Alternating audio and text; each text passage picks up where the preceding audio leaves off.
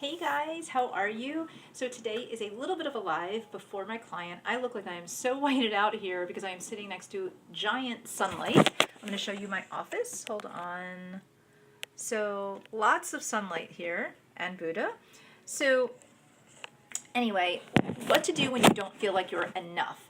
This happens a lot to a lot of people, and sorry, I'm having all kinds of issues here. Okay. So what do you do when you don't feel like you're enough? What do you do when you feel like people are condescending to you or whatever? I actually had two conversations where two different people thought that one person probably thought that I was being condescending to them, and one person was talking about someone completely different. And so, what I noticed though about both of these people, and also in my office, which is right here, and my keys, but that's where people hang out, what I find is that when people often feel like people are being condescending to them, it's often because they're having a lack of security or feeling stable or feeling enough. So they often will take things that other people say as if it is quite a negative. So for instance, if somebody's, and they open themselves up to it as well. So I'm going to give you an example. So I have a friend who's going through some financial struggles right now, and she's very open about the financial struggles, or at least I think she's open. There might be more, but frequently in the past couple of months there's been lots of financial struggles, and that can happen to people at times. And in fact, many people have financial struggles and just don't talk about it. So the fact that she's talking about it is fine. That's not the problem. So where I see something is that she will open herself up. And so for her friends and maybe her family, they feel like maybe that they need to offer some kind of support, because especially if they've been through something and they can see, because they're on the outside, where there might be a struggle, then they offer support in some way and guidance, not super direct. So when I personally was speaking to her, I was being more vague. I've been there. Here's some of my bills that I have to pay. Here's sort of like what I do for my insurance, and I have rent and so forth at my office. So she took that as very condescending, because her thing was that people are treating her like, hey, I've been there, done that, and when you elevate to where I am, then you'll be in a different position. So she's seeing, by using that word elevate or better than and so forth, those words, she's feeling less than.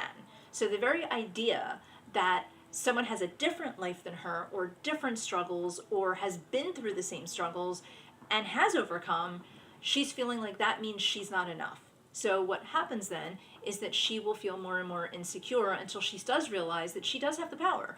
And so anyone who's in a struggle, whether it's you or a friend that you know or a family, relative, it's hard to not feel like you need to defend yourself when you're in a struggle, because you're truly in that struggle. However, many of our life choices lead us to where we are, or the very idea of not making a choice. If something at the time just seems easier to do and you don't want to go through the drama, then you might be actually lowering yourself. So for instance, if somebody was, let's just say you bought a chair for someone, okay? But you need a chair in the future. You're probably going to need a chair, but you buy a chair for someone and they decide, you know what? I know that you bought the chair for me, and the chair's in your name, and everything about this chair is you, but I want that chair. And then you go, okay, well, you know what? Technically, you used it a lot, so here's the chair. And then you turn around and you complain that you don't have anywhere to sit. You know what I'm saying? Like, that was a choice to not fight for the chair. So sometimes in your life, when you are struggling, when you are feeling less than, you have to really go to that place and own, what could you do differently to make a change? Many of us, if we've had self-esteem and we've had parents that gave us stability, or even for those of you who did not have that, you decided to do the opposite of your parents, look at where you are in your life, and have you been able to work through things to a better place, or do you just kind of go up and down, kind of dodging bullets all of the time? So think about that. And so when you're not feeling enough, know that you are absolutely enough. You have everything within you to make change. and you might need to reach out and get help. And that might be with your friends, that might be with a therapist, that might be with anybody. But you need to honor that it's okay to need help. And it's probably some very strange message from your childhood that says that if you need help, you're not there's an agenda, or there's the people that will help you have an agenda, or they're going to hold something over you. But the reality is that usually the very people and messages that gave you the messages are actually the people that are ultimately holding you back. And then it's at some point you have to say, I am not a child anymore. Yes, these things happened to me as an adult or as a child, but now I'm an adult, and now I can start to exercise some independence, which true independence is the ability to just be able to self-sustain and not feel less than. It's about being independent, is about being enough.